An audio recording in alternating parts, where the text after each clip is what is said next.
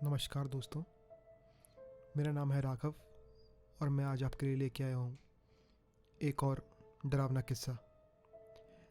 ये किस्सा मुझे भेजा है आकांक्षा जी ने, जो उनके दोस्त सार्थक के साथ हुआ था।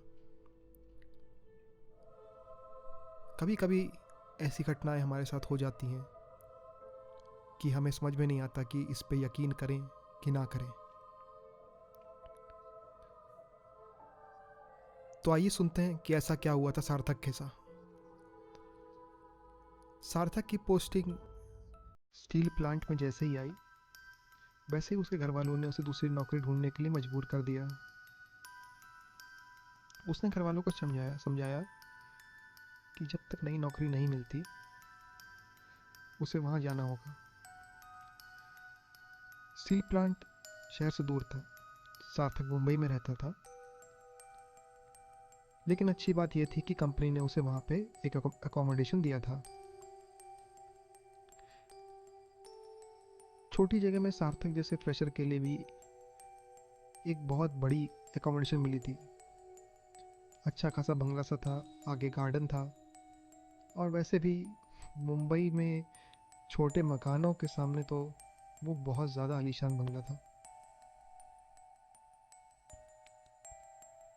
सार्थक के पहले दिन उसे स्टील प्लांट में बहुत इज्जत मिली। उसे बहुत खुशी हुई।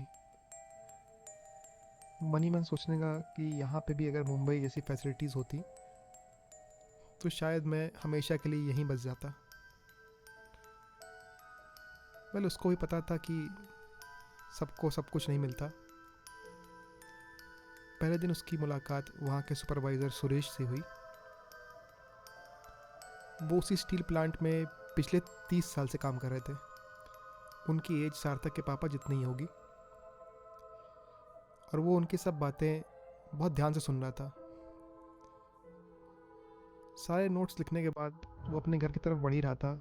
शिफ्ट ख़त्म हो चुकी थी, तो सुरेश जी ने उसको पीछे से रोका। उन्होंने बोला कि तुम वो 5 नंबर बंगलों में रह रहे हो ना, वहाँ थोड़ा ध्यान से रहना, रात को बाहर मत जाना। कभी कभार आसपास के लोकल तंग करने आते हैं। याद रहे, बाहर जितनी भी आवाज़ हो, बाहर मत जाना, आवाज़ों को इग्नोर करना। सार्थक को ये सुन के थोड़ा अजीब लगा। एक तो पहली बार वो घर से दूर रह रहा था, ऊपर से ये बात सुन के उसको थोड़ा सा डर लगने लगा। उसने अपने बेस्ट फ्रेंड चिन्मय को फ़ोन लगाया और ये सब बातें बताई।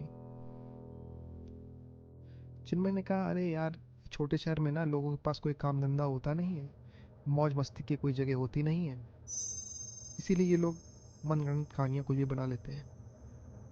तुम चिंता मत करो, वीकेंड में मैं आता हूँ तुम्हारे घर पे, आराम से बैठ के पार्टी करेंगे, मज़े करेंगे खूब। सार्थक भी ये बात सुन के बहुत खुश हुआ। चिन्मय ने कहा कि उनकी बातों को इग्नोर करो, टेंशन मत लो, आराम से जाके सो। सार्थक को चिन्मय की बात सही लगी। वो अपने घर की तरफ चला और रात को घर में जाके उसने सारे खिड़की दरवाजे बंद कर लिए थे। जितना सुंदर ये घर दिन में लग रहा था, उससे ज़्यादा ये डरावना लग रहा था रात में। कंपनी के ये बंगलो एक दूसरे से काफ़ी दूर बने हुए थे। अगर पैदल भी जाओ एक बंगले से दूसरे बंगले, तो लगभग 5 मिनट लग जाते हैं। रात के 9 बजे ही वहाँ पे एकदम सन्नाटा हो गया। अनलाइक मुंबई, जहाँ पे रात भर शोरगुल सुनाई देता था, सार्थक ने सन्नाटे को काटने के लिए टीवी चला दिया। सुबह से पैकिंग अनपैकिंग के चक्कर में वो काफ़ी थक गया था। खाना पीना जल्दी खा के वो भी सोने के लिए बेड की तरफ चल दिया। वो अभी आधी नींद में ही था कि बाहर गार्डन में उसे झूले की आवाज़ आने लगी। सार्थक को लगा कि शायद हवा से झूला हिलने लगा। उसने उस आवाज़ को इग्नोर किया और टीवी की आवाज़ तेज़ कर दी। फिर उसने नाइट लैम्प ऑन किया। और चादर ओढ़ के सोने लगा। नाइट लैम्प की रोशनी कमरे में फैल रही थी और टीवी के रिफ्लेक्शन से भी थोड़ी रोशनी हो रही थी। नींद से उसकी पलकें भारी हो रही थी। पहला दिन काफ़ी टायरिंग था, इसलिए उसे बहुत तेज़ नींद आ रही थी। धीरे धीरे उसकी पलकें बंद हो रही थी, पर कहीं ना कहीं सार्थक का ध्यान बाहर से आने वाली उस झूले की आवाज़ की तरफ था। तभी सार्थक की गर्दन पे हवा का एक झोंका आया, जिससे उसकी नींद एकदम से खुल गई। शायद कमरे की दाईं तरफ वाली खिड़की खुली होगी। सार्थक ने मनी मन में सोचा कि जाके खिड़की बंद कराऊं, लेकिन नींद में उसने सोचा कि छोड़ो, जाने दो। फिर उसे सुरेश की बातें ध्यान आई कि कहीं खिड़की से कोई चोर ना आ जाए। वो फट से उठा और खिड़की की तरफ बढ़ा। तभी बाहर से किसी के खुसफुसाने की आवाज़ें आई। वो कोई अलग सी भाषा थी जो सार्थक को समझ नहीं आई। सार्थक ने आवाज़ सुनने के लिए टीवी बंद किया। आवाज़ बाहर से ही आ रही थी, शायद गार्डन से। सार्थक ने जल्दी से खिड़की बंद करने के लिए पर्दा साइड किया। तभी उसे वहाँ गार्डन में एक औरत दिखी, जो वहाँ गार्डन में झूले पे बैठी हुई थी और उसी पेड़ को देख के जिस पे वो झूला लटका था, कुछ ना कुछ खुसफुसा रही थी। सार्थक को डर लगने लगा। उसने सोचा, रात को भला कोई किसी और के गार्डन में कोई इस तरह क्यों बैठेगा? ये कोई लोकल लड़की होगी। तभी उस लड़की ने बातें करना बंद कर दिया और झूले से उतर गई। सार्थक को लगा शायद वो जा रही है। स्ट्रीट लाइट्स दूर थी, पर गार्डन में कम रोशनी के कारण वो लड़की को ठीक से देख नहीं पाया। उसने पर्दे को हल्का सा और खोला और खिड़की के शीशे के करीब जाकर उसे देखने लगा। वो लड़की झूले से उतरी और अचानक सार्थक की खिड़की की ओर देखने लगी। जैसे ही सार्थक आगे की ओर हुआ, रूम में नाइट लैम्प के साथ साथ स्ट्रीट लाइट सब एक साथ बंद हो गई। बिजली जा चुकी थी। तभी उसके मेन डोर पे खटखटाने की आवाज़ आई। सार्थक अचानक से होने वाले इस इंसिडेंट से एकदम से डर गया था। उसे सुरेश जी की बातें ध्यान आने लगी। उसको लगा, हो सकता है ये कोई चोरों का गैंग हो जो लोगों को डराकर उनके घर में घुसते हैं। उसने ठान लिया कि वो दरवाज़ा किसी भी शर्त में नहीं खोलेगा। खटकाने की आवाज़ 5 मिनट तक चलती रही। साथ ही उस लड़की की दूसरी भाषा में खुसफुसाहट भी चलती रही। सार्थक ने सुरेश जी को फ़ोन किया, पर उन्होंने फ़ोन नहीं उठाया। इस शहर में लोग जल्दी सो जाते हैं, और सुरेश जी भी तो वैसे बड़े थे, वो तो काफ़ी जल्दी सो गए होंगे। सार्थक ने अपने दोस्त चिन्मय को फ़ोन लगाया। वो किसी पार्टी में था, तो शोर के कारण उसकी आवाज़ नहीं सुन पाया। अब सार्थक को डर भी लग रहा था और नींद भी आ रही थी। वो बेड पे लेट गया और तकिए को मुंह पे रख के शोर को इग्नोर करने लगा। उसको सुरेश जी की बातें ध्यान आ रही थी। बाहर मत निकलना, इग्नोर करना, बाहर मत निकलना, इग्नोर करना। बार बार ये बात उसको ध्यान आ रही थी। तभी सार्थक को फ़ोन आया। सुरेश जी का फ़ोन था। सार्थक ने खुशी से फ़ोन उठाया। Hello hello Suresh ji, sorry मैं आपको इतनी रात को फ़ोन किया। वो बाहर से बहुत आवाज़ें आ रही हैं। वो औरत, इतने में सार्थक कुछ बोलता, फ़ोन से किसी यंग लड़के की आवाज़ आई। हेलो सार्थक, मैं सुरेश जी का बेटा हूँ, ऋषभ। तुम 5 नंबर वाले बंगलों से बोल रहे हो ना?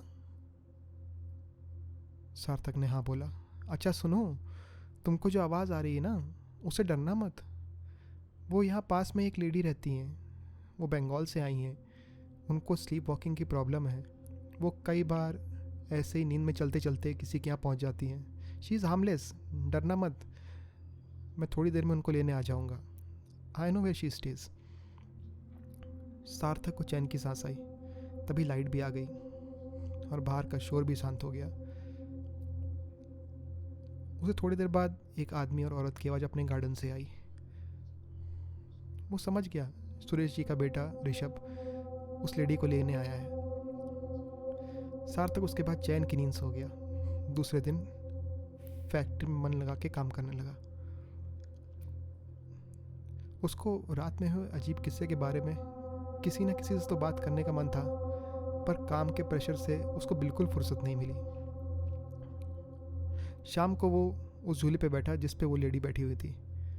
उसने उस पेड़ की ओर देखा जिससे वो नींद में बातें कर रही थी। पेड़ पे सिंदूर, तावीज़ टाइप की चीज़ें लगी हुई थी।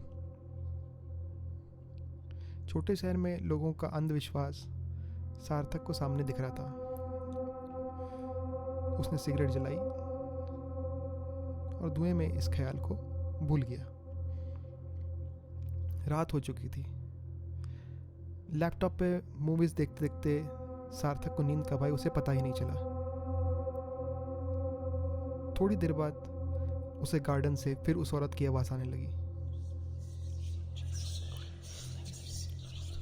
थोड़ी देर में उस औरत के साथ साथ ऋषभ की भी आवाज़ आई। लेकिन ऋषभ को कैसे पता कि उस समय वो औरत वहाँ पे थी? ये बात थोड़ी सी अजीब लग रही थी सार्थक को। उसने चुपके से खिड़की से बाहर देखा। ऋषभ उस औरत से उसी की भाषा में बात कर रहा था। सार्थक को कुछ समझ में नहीं आ रहा था और हाव भाव से ऐसा लग रहा था जैसे वो एक दूसरे को बहुत अच्छे से जानते हों। ऋषभ ने उस औरत का हाथ पकड़ा और कहीं उसको लेके जाने लगा। सार्थक वांटेड टू नो कि ये सब हो क्या रहा है आखिर। उसने चुपके से मेन डोर का दरवाज़ा खोला और उन दोनों का पीछा करने लगा। रात को तेज़ हवा चल रही थी और जल्दीबाजी में सार्थक अपनी जैकेट पहनना भूल गया।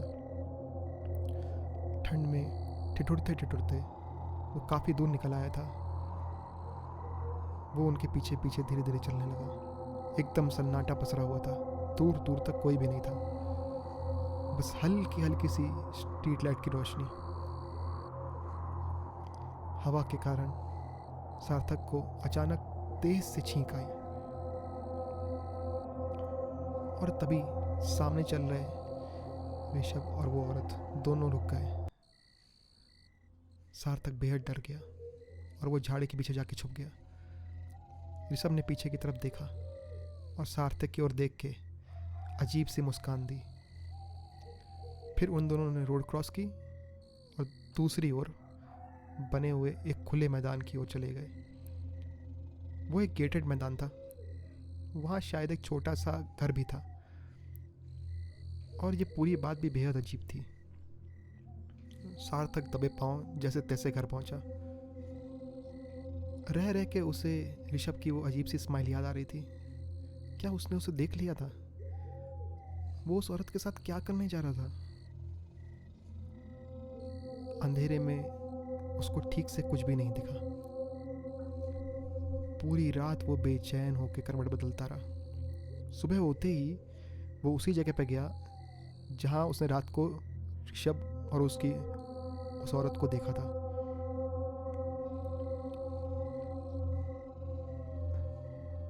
जब उसने देखा तो उसके पैरों तले ज़मीन खिसक चुकी थी। ये चीज़ और अजीब नहीं हो सकती थी। सार्थक के सामने एक शमशान था। वो अचानक से चौंक के वहीं ज़मीन पे गिर गया और उसने सोचा कि ऋषभ उस औरत को यहाँ पे लेके क्यों आया? ज़रूर कुछ गड़बड़ है। ज़रूर उसने उस लेडी के साथ कुछ किया होगा। मुझे उसे रात को रोक देना चाहिए था। सार्थक ने झट से सुरेश जी को फ़ोन लगाया। हेलो सुरेश जी। वो ऋषभ उसने औरत को दूसरी तरफ से सन्नाटा आ रहा था। किसी ने कुछ नहीं बोला। सार्थक डर गया।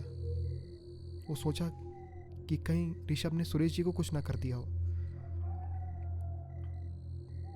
उसने आओ देखा ना ताओ फ़ोन रख के फौरन सुरेश जी के घर की तरफ भागा। सांसें उसकी चढ़ गई थी। उसे ऐसा लग रहा था उसका दिल फट के उसकी छाती से बाहर आ जाएगा। गिरते पड़ते वो सुरेश जी के घर पहुंचा। उसने देखा सुरेश जी सामने सोफे पे फ़ोन हाथ में लेके बैठे हुए हैं। उनके बगल में उनकी वाइफ है। दोनों बहुत उदास होकर बैठे हुए। सुरेश जी ने सार्थक की तरफ देखा और उससे पूछा, तुम ऋषभ को कैसे जानते हो? तुम तो परसों ही आए हो। सार्थक को यह क्वेश्चन बेतुका लगा। सुरेश जी, मैं जानता हूँ, आप ये बताओ वो कहाँ है ऋषभ? ऋषभ ऋषभ बाहर आओ। उनकी वाइफ तभी बोली, बेटा तुम उसको कितना भी बुलाओगे वो नहीं आएगा, because he left us a year ago. Left अस? कहाँ भाग गया वो? इसका मतलब क्या है? परसों ही तो मैंने उससे बात की, और वो भी सुरेश जी के फ़ोन पे। वो यहीं कहीं इसी घर पे है। सुरेश जी भौचक्का होके उसकी ओर देखने लगे। क्या बात कर रहे हो? ऐसा कैसे हो सकता है? Rishabh is dead. 1 साल हो चुका है। सार्थक के रोंगटे खड़े हो गए। अगर ऋषभ मर चुका था तो परसों उसने किसको देखा था? वो था क्या? ये क्या हो रहा था उसे कुछ नहीं पता था। पर वो औरत, मैंने ऋषभ को अपने गार्डन में देखा था, उस पेड़ के पास।